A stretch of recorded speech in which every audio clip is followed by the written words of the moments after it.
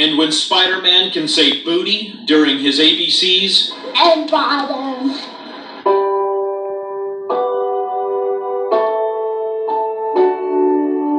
Those moments are priceless. And when I asked Kate the one thing she hopes people take away from her family's life journey. I don't want people to feel sorry for us. We don't need pity. But if someone saw this and it made them not look at their phone, and play with the kids, or just tell somebody they love them. That's all I want to do forever, is play with Charlie and Tally and the other. Two of the strongest people I know.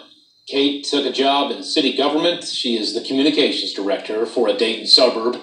Her schedule allows her to be home in the evenings, and Andy and Charlie, they're together where they can have a bath, they can have story time right before bed. What most might seem as something simple in life means everything to Kate and Andy. You can see my entire interview with Kate and Andy on our new and easier to use streaming app, whio TV Now. It's available for free on our Amazon Fire, Roku, Apple TV, and Smart TV App Store. Watching Kate and Andy's story really almost gives you a reality check about what's important in life. It does. You and I talked about that on Facebook Live tonight. People that can only go on 3 vacations this year instead of 4. It's the simple things that, again, Kate says she and her family now live hour to hour as opposed to day to day. It used to be day to day at one point, but for a young lady who's only 32, 33 years old, one of the toughest that I've ever. And she speaks about her story so eloquently. And again, I'm grateful that they trusted me to share it. A lot of people asked about where she is, so she was willing to share her story, as was Andy, so I commend them both for kind of having the camera turn on them, and they be the subject of the story as opposed to what she was so used to doing for 9 years here at Channel 7. Yeah, very powerful message there. Yeah. They've meant a lot to my family, obviously. When I started working here at Channel 7, we were immediately on the desk together.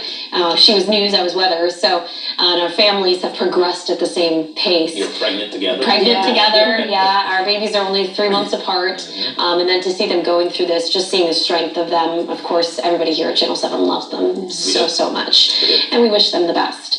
Turning to weather now, we are tracking some rain that's moving in tonight. So the nice warm weather that we've enjoyed the last couple of days is giving way to some soggy conditions. In fact, we've already had some showers working through the Miami Valley, and you can see that batch of rain now pulling off towards central Ohio.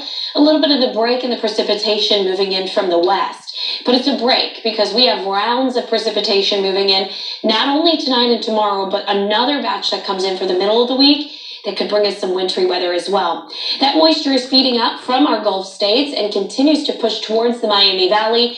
And not only is it going to bring us some rain, but some cooler air as well. We've had some abnormally warm air in place, I don't have to tell you this, for the last 48 hours.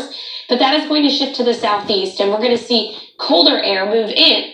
I say colder because it's relative to what we've enjoyed, but it's actually going to be a little bit closer to normal for this time of year. Now let's talk about the warm weather that we had today. I told you at 5 and 6 o'clock we were running at record highs. We officially came in at 62 degrees, and according to the National Weather Service, that ties the record high for today. That was set all the way back in 1927. So if you thought it was warm today, it certainly was. It wasn't record-breaking, but it was record tying for us this afternoon. Actually, that high came in during the evening, and we're still sitting in the 60s now. We're at 61 degrees in Dayton, 61 in Troy, 54 degrees up in Salina. Typical highs this time of year should be around the mid-30s. So we are talking, more than 20 degrees above normal, 25 degrees above normal there. 50 degrees is where we're headed for tonight, so we stay abnormally warm all night long.